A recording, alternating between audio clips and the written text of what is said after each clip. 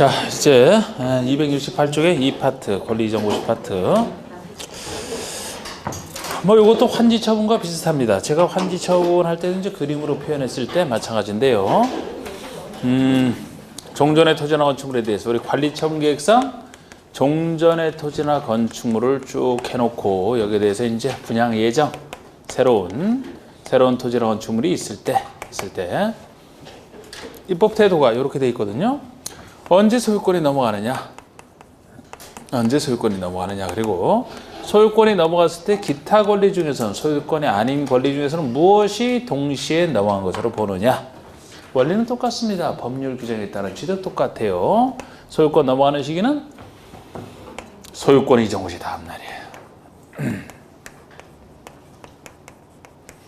마치 개발법에서는 환지 처분 공고 다음 날, 여기는 그쪽이랑 같은 얘기죠.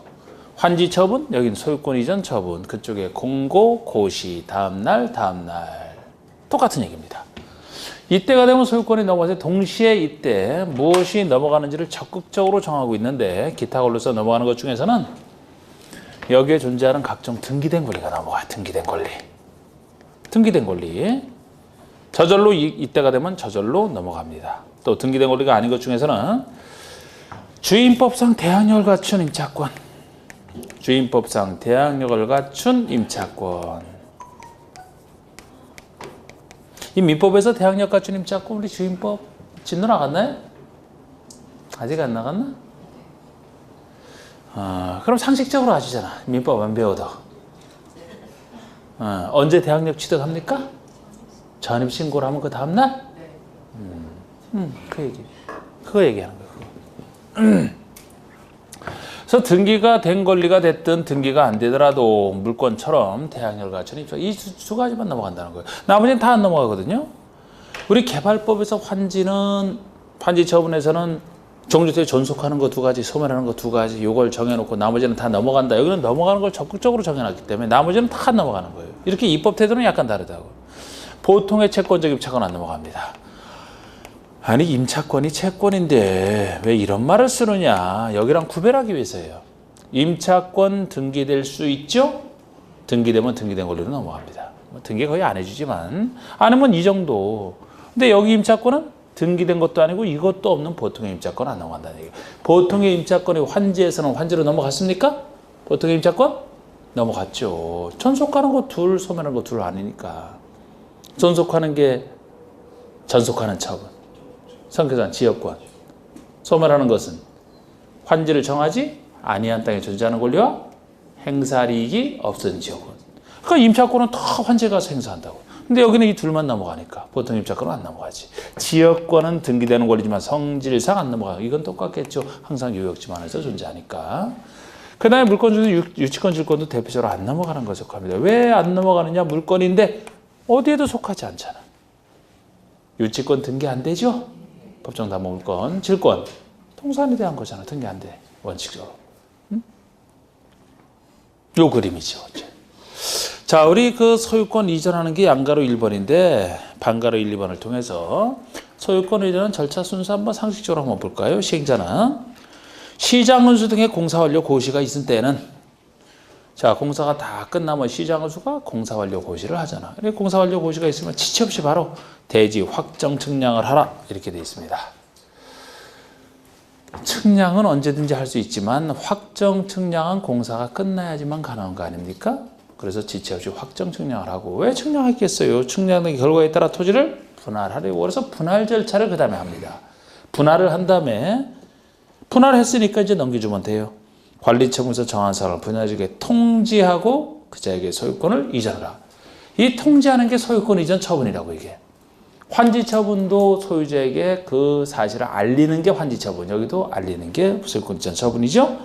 그러면 반가로 2번에 시행자는 대지 및 건축물의 소유권을 이전하려는 때는 그 내용을 지자체 공부에 고시한 후 이게 소유권 이전 고시죠. 고시하고 시장운수에게 마지막에 보고하게 돼 있는데 이 순서. 이 경우 대지나 건축물을 분양받을 자는 언제 고시가 있을 날 다음 날에 소유권을 취득한다. 이 고시가 소유권 이전 고시이기 때문에 소유권 이전 고시 다음 날에 소유권을 취득한다 이렇게 보시면 되지. 그러면 이때 넘어갔을 때 양가 1번에 기타 권리이죠. 반가로 1번. 대지나 건축물을 분양받을 적에 소유권을 이전한 경우에 무엇이 동시에 넘어가느냐? 종전의 투자나 건축에 설정된 지상권, 전세권, 저당권, 임차권, 가등기, 담보권, 가압류 등 등기된 권리. 지금 등기된 권리 예를 쭉 정하고 있어요. 등기된 권리가 넘어간다는 얘기인데 지상권, 전세권이 나와 있잖아요. 용익권 중에서는 지상권, 전세권, 지역권이 없잖아. 그 다음에 저당권. 유치권, 질권이 없네요. 담보물권 중에서. 그리고 임차권이든 뭐든 다 등기된 권리 이해로 지금 적어놓은 거란 말이에요. 이런 등기된 권리 및 주임법상 대항력을 갖춘 임차권 요 두 가지만 소유권을 이전받은 대지나 건축물에 설정된 것으로 본다. 저절로 요거 두 가지만 넘어간 것으로 보겠다는 얘기잖아요. 그 정도를 지금 보여드렸습니다. 그 정도를.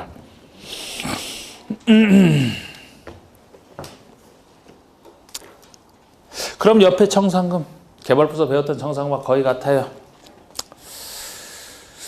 자, 우리 개발법에서는 청산을 언제 했나요? 청산금을 직접 주는 원칙적 시기는 환지 처분 시? 환지 처분 후 다음 날?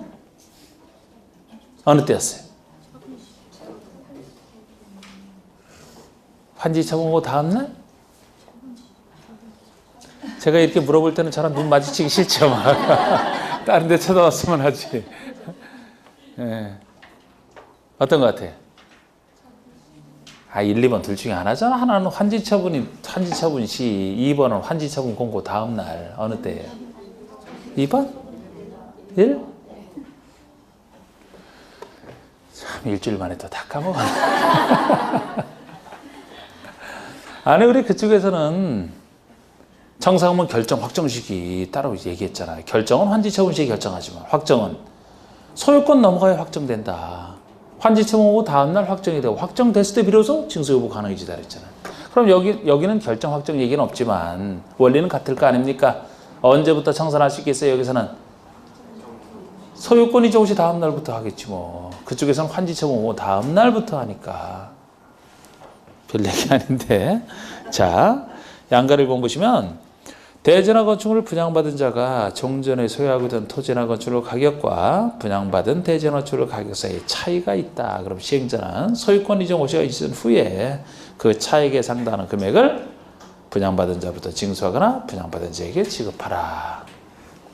소유권 이전 고시가 있은 후에 그렇게 얘기하지만 이제 구체적으로는 소유권 이전 고시 다음 날부터 주고받는다. 이렇게 생각하시면 돼요. 그래서 여기서 이제 다른 것보다 우리 청산금의 그 소멸시효 그쪽에 했던 거랑 한번 비교해 볼까요? 여기 5번 청산금의 소멸시효. 청산금을 지급받을 권리 또는 징수할 권리는 소유권 이전 후 시 다음 날로부터 5년간 행사하지 않으면 소멸한다. 5년 소멸시효는 개발법이나 정비법이나 똑같습니다. 5년 소멸시효. 근데 어느 때로부터 5년 이렇게 합니까? 소유권 이전 후 시 다음 날로부터 5년 그러잖아. 소유권 이전 시 다음 날에 대한 청산금에 대한 권리를 행사할 수 있는 때가 되기 때문에 소멸시효는 권리를 행사할 수 있는 때로부터 진행된다라고 민법에서 배우셨을 겁니다. 그러니까 이때로부터 5년이 계산이 되겠지. 이거 같은 경우도 이것도 초기의 문제를 이거를 문제화시킬 때는 초기라면은 5년인지 아닌지를 묻는. 초기일수록 단순했다니까요. 근데 최근에는 이걸 어떤 식의 더 내느냐. 5년 낼 수도 있지만 쉬운 문제로 5년 낼 수도 있지만 최근에 나온 것은 5년은 그대로 유지를 하면서 소유권 이전 고시 일로부터 그렇게 해서 틀리긴 했다. 소유권 이전 고시 다음 날로부터 돼. 다음 날이 빠져 틀리겠든. 요새 문제 경향이 그래요. 근데 이것도 우리가 보면 당연히 권리를 행사할 수 있는 때로부터 권리를 행사 안 해서 소멸시효 취지가 있는 것이니까 권리 행사할 수 있는 때라면 소유권을 줘야 다음 날에 대해 행사할 수 있으니까 그렇게 하는 거죠. 저당권의 물상대위는 뭐 나중에 합니다. 넘겨보시면 소유권 등기, 이것도 사후절차로 등기하는 거 제가 일반 공시법 좀 된 다음에 한 달 있잖아요. 그 얘기는 정비법 끝났다는 얘기입니다. 정비법 끝났어요 이제. 제 책이 그래도 비교적 아주 쓸데없는 걸 많이 빼내서 이렇지 다른 책에서는 이렇게 하고 끝났습니다 하고 넘기세요. 근데 건축법까지 가는데 한 30페이지가 넘게 한창 넘기시면서 그런데 많이 넘기셔갖고 이거 좀 힘들겠다 싶은데 많이 넘기면서 굉장히 즐거워하시더라고. 건축법 보세요. 건축법. 네 번째 법인 건축법. 정비법이 상대로 좀 어려운 법이라고 했습니다. 건축법은 그럼 내용은 쉬운 거예요. 내용은 쉬워. 좀 기술적인 법이기 때문에. 건축물의 안전을 통제하는 법이기 때문에 내용 자체는 쉬운데요. 그 대신 단점이 숫자가 많아, 숫자가. 그래서 요즘 이제 두음자 딸 것도 많습니다. 그래서 상대적으로 막 숫자가 많기 때문에. 그래서 뭐 일장일단이 다 있는 거예요. 그래서 좀 기술적인 법이기 때문에 만약에 이 기술적인 부분에서 더 어렵게 낸다 그러면 거의 손 안 대는 게 나아, 그냥. 네, 중요한 부분만 잘 하시면 돼요. 체계도 안 잡아, 체계도.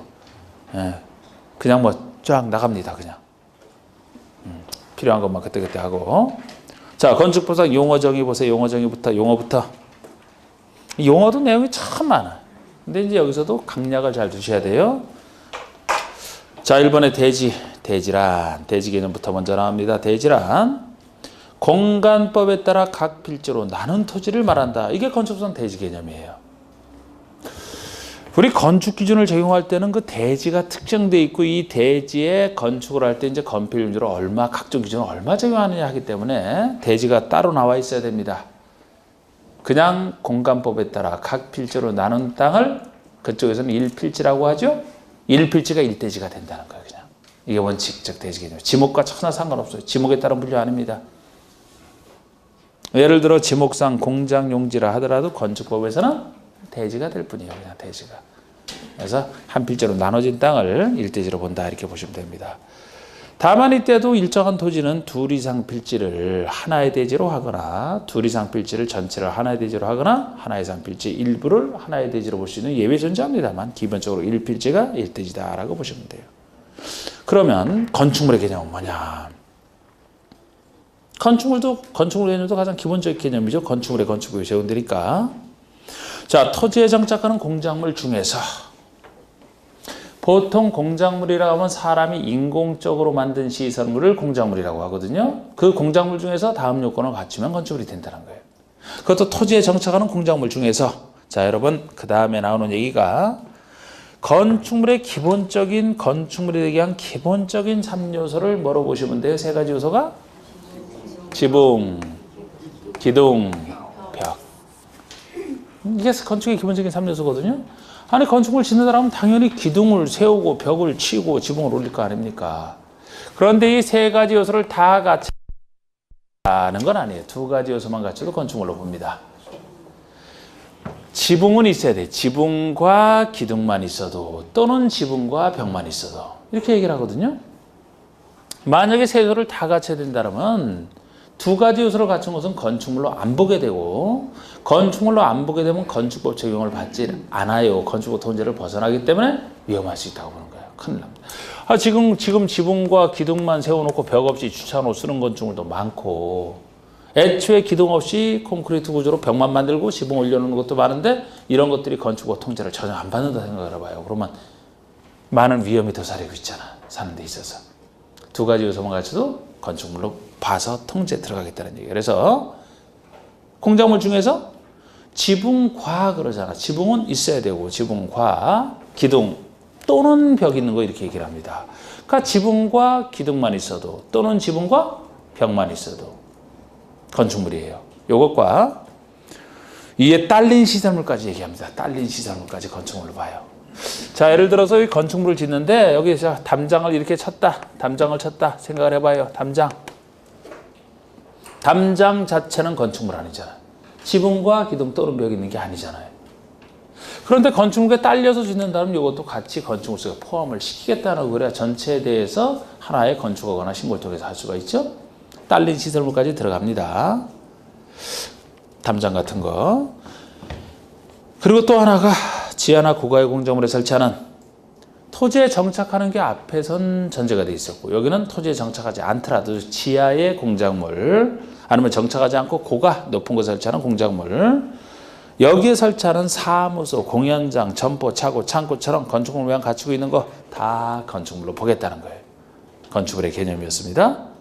용도, 건축의 쓰임새가 용도죠. 건축 설비, 건축에 설치하는 각종 설비를 얘기해요. 전기 설비, 전화 설비, 초고속 정보통신 설비 시험과는 별로 관련 없어요. 지하층 관련 있죠. 지하층. 5번 지하층. 자, 우리 지하층은 여러 가지 좀 제한에서 벗어나는 그런 혜택이 있어요. 예를 들어서 어디에서 뭐 몇 층까지만 전화 층수 제한을 한다래도 지하층은 층수에서 빠집니다. 그래서 여러 가지 혜택을 받는 건데 뜻이 뭐냐? 지하층이라 건축물의 바닥이 짚으면 아래에 있는 층으로서 바닥에서 지표면까지의 평균 높이가 해당 층 높이 층고의 2분의 1 이상인 것을 얘기합니다. 이상. 자, 우리 지하층이 어떤 것이냐라고 했을 때 이게 지표면이라고 하면 지금 한 개층이 지하층이 아니냐 따지는 거 아닙니까? 요건 당연히 지상층이고 바닥이 지표는 위에 있는데 이거 당연히 뭐 지하층이라고 봐야 되죠. 이런 건 개념 안 배워도 지하층이야. 땅에 묻혀 있는데 내리긴 지표면이 이제 걸쳐서 지어졌을 때 이 개념을 좀 유용하게 쓸 수 있다는 건데 과연 이렇게 지어진 것들이 지하층이냐 지상층이냐 했을 때 바닥이 지표는 아래에 있는 것으로서 바닥으로부터 지표면까지의 평균 높이로 계산을 해요.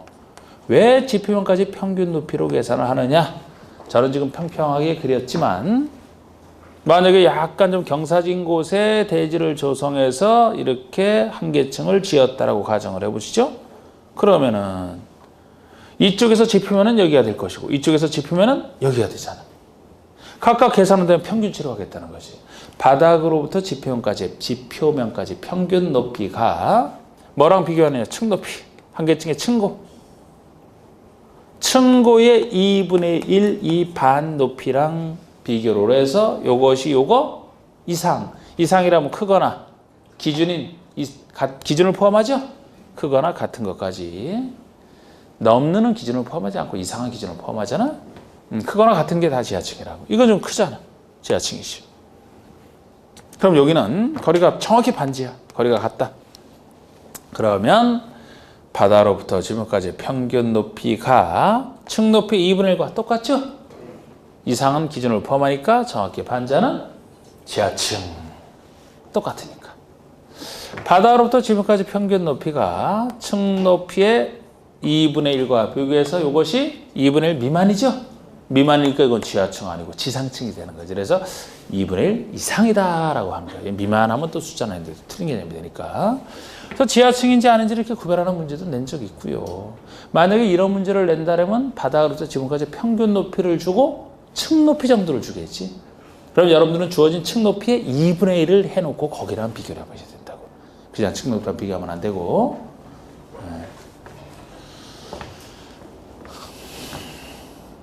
뭐 지금 용어로 할 뿐이지만 그래도 정비법보다는 내용은 단순하지 않나요?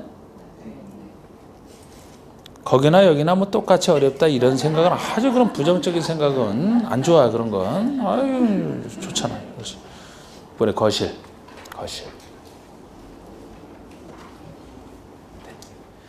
자 6번의 거실. 대충 건축물에서 거주, 집무, 작업, 집회, 오락 등 이와 유사 목적으로 사용되는 방 거실. 7번의 주요구조부.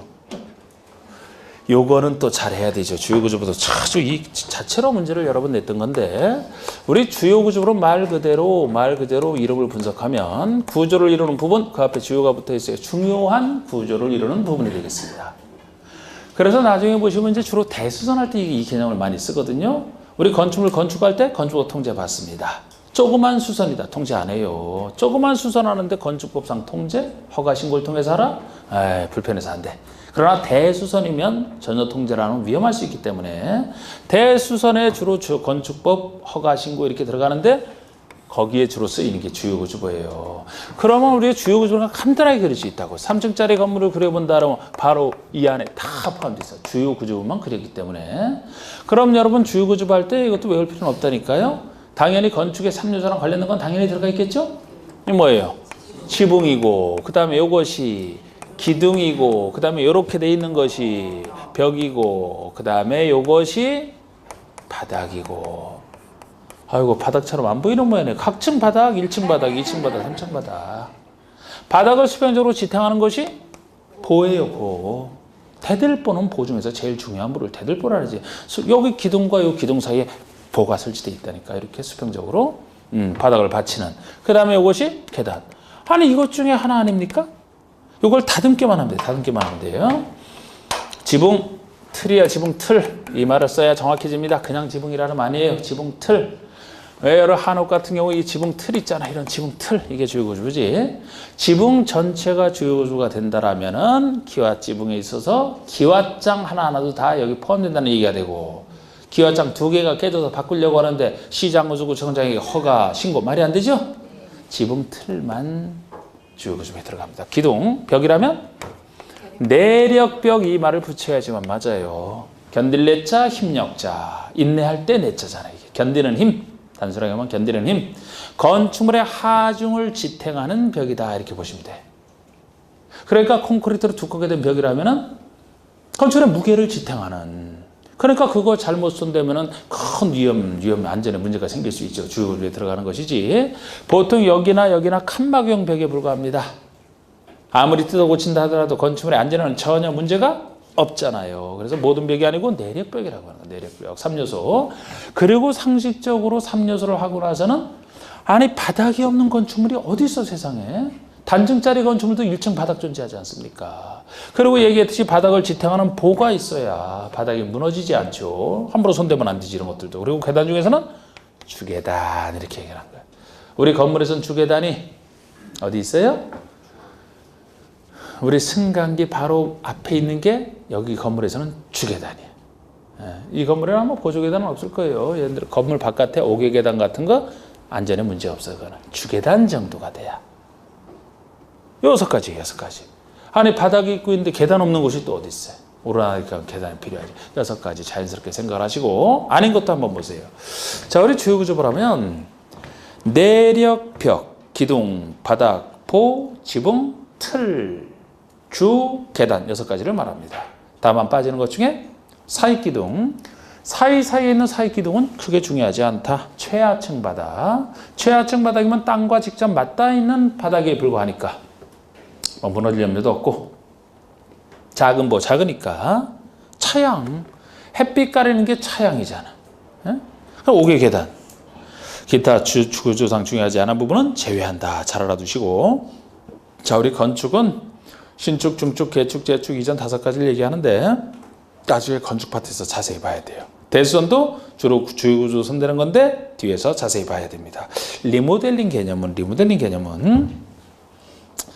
앞에 건축 대수선과 달리 기존 건축물이 있는데 이게 오래됐을 때 아예 부수고 새로 짓는 게 아니고 기존 건축을 유지하는 상태에서 멋지게 바꾸는 게 리모델링 그런 느낌이잖아요.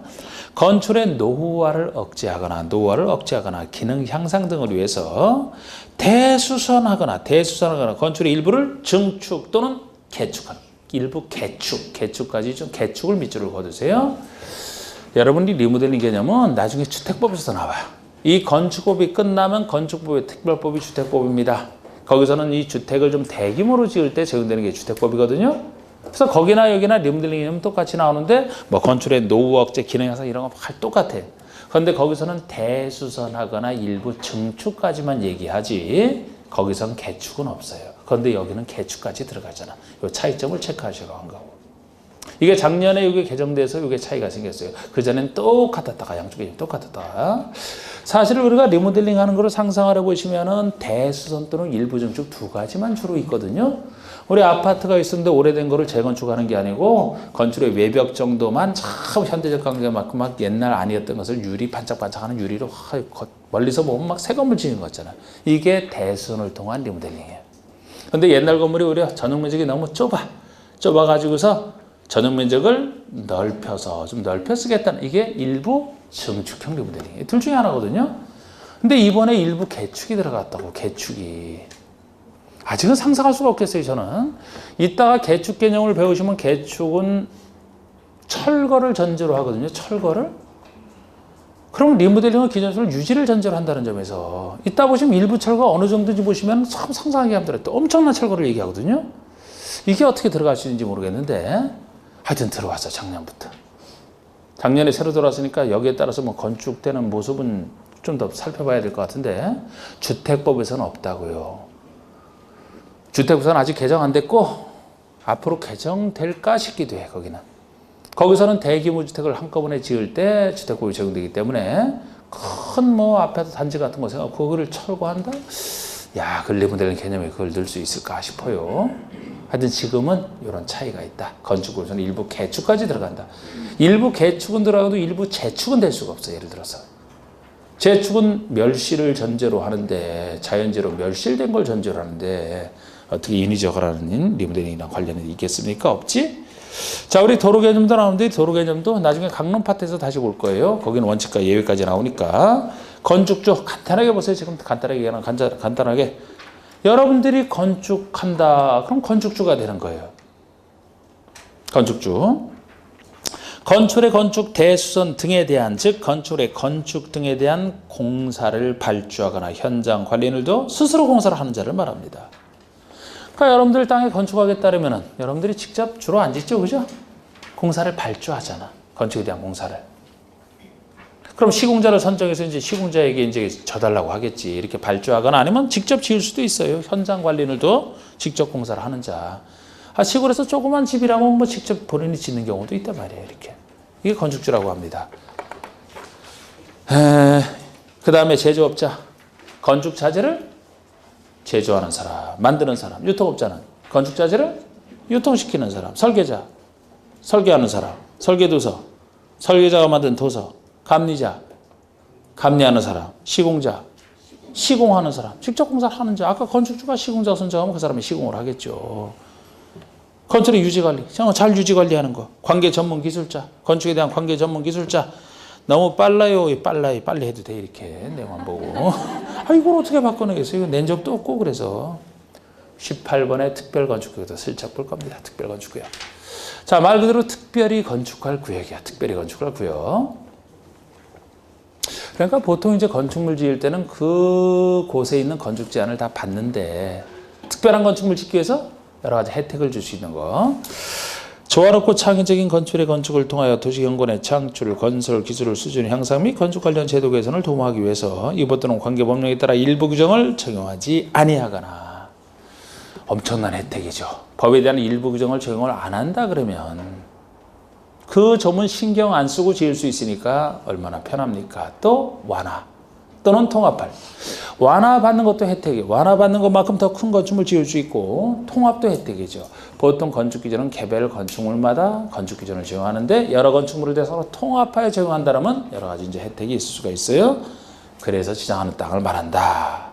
자, 19번의 고층 건축물 요건 숫자도 좀 알아야 되겠죠. 고층 건축물이란 층수가 30층 이상이거나 높이가 120m 이상을 얘기한다. 자, 보시면은 고층이 나왔습니다. 고층 건축물이면 층수가 30층 이상, 30층 이상이거나 또는 높이가 120m 이상. 둘 중에 하나를 얘기해. 둘 중에 하나에 또는. 근데 우리 이제 건축법에서는 좀 큰 건축물, 상대적으로 작은 건축물 얘기를 할 때 입법 태도가 보통 큰 건축물은 보통 A 또는 B의 형태. A 또는 B. 만약에 두 가지 기준이 나왔다면 A 또는 B라는 얘기는 어느 것 하나만 커도 크다는 거예요. 자, 두 기준이 나왔는데 어느 것 하나는 큽니다. 근데 어느 것 하나는 작아요. 그런데 큰 부분이 있는데 이걸 어떻게 작다고 얘기를 합니까? 그래서 이런 형태처럼 이것도 큰 것 중에 하나잖아요. 요것이 되든지 아니면 이것이 둘 중에 하나 충족하면 큰 것이기 때문에 반대로 작은 건축물을 얘기한다. 작은 것을 얘기한다면 A 및 B의 형태가 돼. 보통. 그렇지 않은 예외도 있을 수는 있지만 A 및 B의 형태가 돼. 어느 것 하나 크면 크다라는 얘기는 반대로 작으려면 둘 다 작아야만 작다고 하잖아요. 어느 것 하나 크면 큰 것이기 때문에. 그래서 나중에 이제 건축 허가 파트 다음 주에 건축 허가가 원칙인데 가벼운 건축이 신고다. 신고 대상 구별하셔야 되거든요. 그 신고 대상 나오는 얘기 두 기준이 나오면 A 및 B의 형태라고. 숫자 나왔는데 또는을 밑으로 바꿔버리면 반대로 하면 틀리잖아요. 작은 것은 둘 다 작아야지 작은 거예요. 그런 데서 쓰이는 겁니다. 이건 큰 건데 그럼 이제 그 입법 태도는 그렇게 돼 있고 여기서 일단 30층을 기억하셔야 되겠지. 30층 이상. 요거 고3. 고3. 고층 건축물의 뜻이에요. 고층. 고층을 살짝 배정하면 고충을 느끼는 건축물? 저 학생들 중에서 제일 고충을 많이 느끼는 학생 대입을 앞두고 있는 고3이잖아. 고3. 근데 이걸 자꾸 고충을 많이 느낀다 이렇게 하는 게 고3은 알아놨는데 글쎄 지나가면서 고3은 생각하는데 이게 어디 쓰는지 모르고 만들잖아. 그래서 고충을 많이 느껴. 고충, 건축을 개념해서 고3, 30층 이상. 30층 이상 위로는 제한 없어요. 우리 롯데월드 123층 고층이에요, 아니에요? 아니, 뭔 초고층을 내가 물어봤어요. 고층이냐 아니냐를 물어봤지 지금. 고층? 이죠. 고층이지. 그럼 초고층은 안 되느냐? 초고층도 돼요. 근데 일단 고층을 물어봤잖아. 고층 30층 이상이면 다 고층이라니까. 그러면 이걸 고3으로 기억했다라면 왜 이건 120m가 되느냐? 보통 건축법에서는 한 개층의 층 높이를 4m로 보기 때문에 곱하기 4를 한 거예요. 30층이 안 되더라도 120m 이상 30층 높이가 된다든지. 이 건물도 한 개 층고 따지면 4m 충분히 나옵니다. 이게 거의 4m 나와요. 이게 한 개 층이 4m로 보고 층 높이를. 그러면 지금 이 고층 중에서 다시 나눠지는 것이 초고층과 준초고층 이렇게 나눠지는 거예요. 고층 중에서. 그럼 그 아래 보세요. 다시 초고층이 나오죠? 고층 앞에 초가 붙어 있어서 고층 중에서 초가 붙어 있어요. 그러면은 50층 이상 또는 200m 이상 둘 중에 하나 이렇게 하고 있잖아. 50층을 기억하셔야 되죠. 여기서는 곱하기 4니까. 아까 고층이 고3이다. 그럼 그 앞에 초가 붙어 있으면 초만 붙어 있잖아. 초. 화투에서 초는 숫자 5잖아. 5. 화투에서 초다. 초. 초가 5예요. 맞죠? 송이 1이고 매수가 2고 이렇게 나오잖아. 초가 5잖아.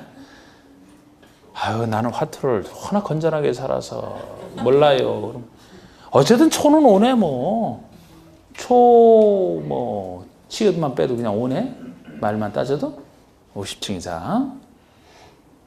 그래서 이제 고층에 대해서 이제 크니까 여기서 규제하는 거 있고 그 중에서도 특히 초고층만 규제하는 것도 있고 그렇거든요. 그러니까 고층 중에서 특히 50층 이상을 따라 초고층. 그러면 준초고층은 뭐냐? 고층 중에서 초고층이 아닌 나머지가 준초고층이 돼. 30에서 49층, 120m에서 299m 사이 아닌 거. 그래서 그 밑에 나와 있는 준초고층이 고층 건축물 중에서 초고층이 아닌 것을 얘기합니다. 이것도 잘 보시고. 또 실내 건축이라는 말이 나와. 여러분, 실내 건축이 뭐를 뜻하는 것 같아요? 뭐 하는 거? 실내 인테리어? 다 그게 실내 건축이지 뭐. 그냥 인테리어를 제대로 표현하는지 한번 볼까요? 건축의 실내를 안전하고 쾌적하며 효율적으로 사용하기 위해서 내부 공간을 칸막이로 구획하거나 벽지, 천장재, 바닥재, 유리 등 여기서 하는 재료나 장식물을 설치하는 거. 참 고생해서 만들었죠? 인테리어 같죠 이게? 이런 거 법 만들 때 참 고생해서 만드는 거예요 이게. 부속 구조물. 어떤 부속된 구조물을 얘기할 것이다. 내수 재료.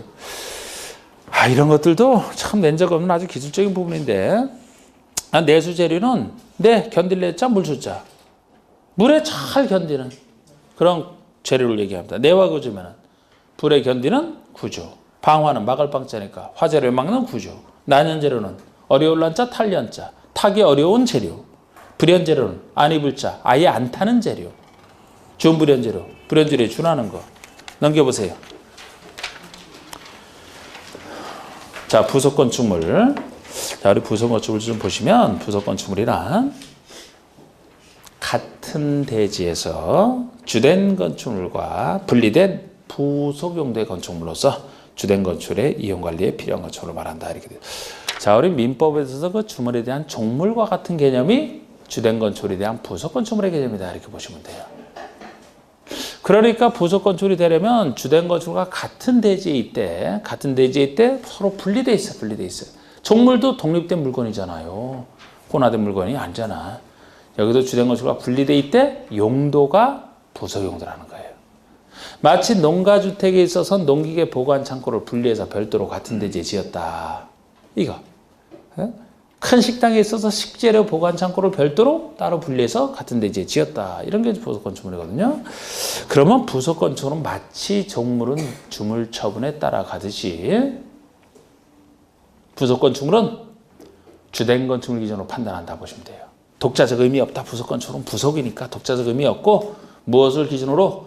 주된 건축물 기준으로 판단하면 된다. 이렇게 생각하시면 됩니다. 자, 그것도 좀 앞으로 이제 그거 쓰기 위해서 한번 바꿔. 우리 부속용도 있어요. 발코니. 상상하시는 발코니. 우리 외벽에 접하는 그 발코니 있잖아.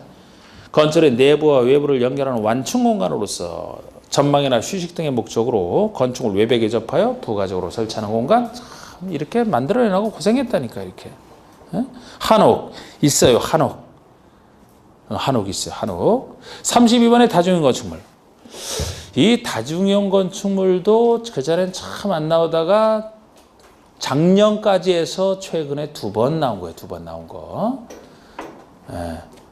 아이고, 뭐 또 작년에 2번 나왔다고 하니까 또 막 별표를 쫙 2개나 쳐놔요? 아니, 아까 이게 별표 2개짜리라면 저기 아까 그 내력, 주요구조부 같은 거 한 10몇 개 쳐놔야 되겠네, 그러면. 저건 숱하게 나온 거고. 그만큼 덜 나온 건데 제가 언급을 하는 거지. 28회, 29회 하는데 2번 나왔다는 건 적게 나온 거지. 언급은 할 거예요, 제가. 그러니까 2번 나왔으니까 최근에 나와서 언급을 하는데 대충 하세요, 대충. 다중형 건축이란 다음에 어느 하나에 해당하는 건축으로 말한다. 다음에 어느 하나? 다중이용. 다중이 많을 따자 무리 중자. 많은 무리의 사람들이 다중이죠. 많은 사람들이 무리를 이용하는 건축물이야. 가번, 납은 둘 중에 하나예요. 가번은 다음에 어느 하나에 해당하는 용도로 쓰는 바닥면적이 5천 이상.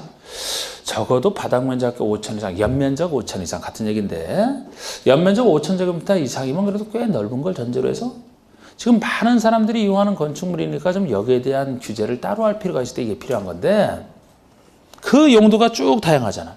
근데 이것이 많은 사람들이 이용하는 걸 전제로 한 그런 용도로 생각하시면 되지 이 용도를 외울 수는 없는 거예요. 예를 들어 뭐 문화집회시설, 종교시설, 판매시설, 뭐 여객 터미널 등으로서 뭐 5천 이상 이렇게 얘기를 하는데 그 용도와 상관없이 2번 16층 이상에 속해도 다중형 건축을 봅니다. 둘 중에 하나예요. 근데 이게 안 나오다가 처음 나왔을 때는 16층 이상만 알아도 맞추는 문제.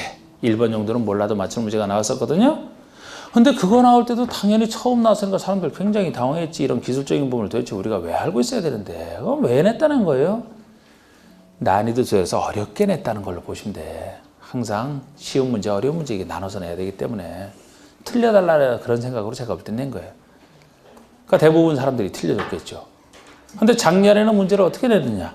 16층 이상은 알아서가 아니고 5천 이상 그 숫자도 아니에요. 5천 이상을 전제로 해서 그 아래 용도에 속하지 않는 것 이걸 찾는 걸 냈다. 그러니까 더 어렵게 낸 거예요.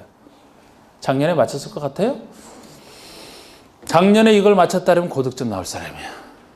이거 틀려도 합격은 하는데 내가 틀려도 되는 문제라고 보시면 돼. 작년에 혹시 이거를 두음자를 따서 그러면 외운한 사람은 맞히지 않겠으면 두음자 땄으면 더 못 맞춰. 왜냐하면 6번의 마지막에 관광 숙박시설이거든요.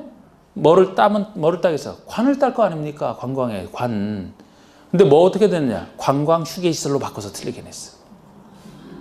그러니까 두음자를 따서도 틀렸다고. 오히려 이거를 이게 많은 사람이 이용하는 큰 건축물이기 때문에 규제를 해서 나왔다 하면 찾는다면 찍어서 맞춘 사람들이 찍을 수가 있는 거예요. 이거는. 나중에 무슨 관광 숙박시설은 많은 사람이 가는 그런 거 숙박시설 아닙니까? 관광 호텔 같은 거. 그러니까 안전을 통제하려고. 관광 휴게시설이면 자동차 극장 같은 거예요. 야외 음악당, 야외 극장 같은 게 관광 휴게시설이고 관광용. 그럼 면적은 똑같이 5천 이상이라 하더라도 그래서 자고 그러는 게 아니거든. 자동차 끌고 와서 보고 나가는 거거든. 이런 통제를 할 필요가 없었지. 그런 걸 하면 고득점인데 여러분 고득점에서 합격할 거예요? 그냥 합격할 거예요? 그럼 안 봐도 돼. 다음에 또 나오면 어떡합니까? 지금 되지 뭐 그러면. 근데 제가 나중에도 이거 지금 이런 식으로 일일이 보진 않대. 많은 사람이 이용하는 걸로 느낌 정도는 잡게 될 거예요. 느낌 정도는. 지금 이것도 이렇게 할 건데 33번에 준 다중형 한 번도 나온 적 없지만 더 많아요. 안 해요. 안 할 거예요.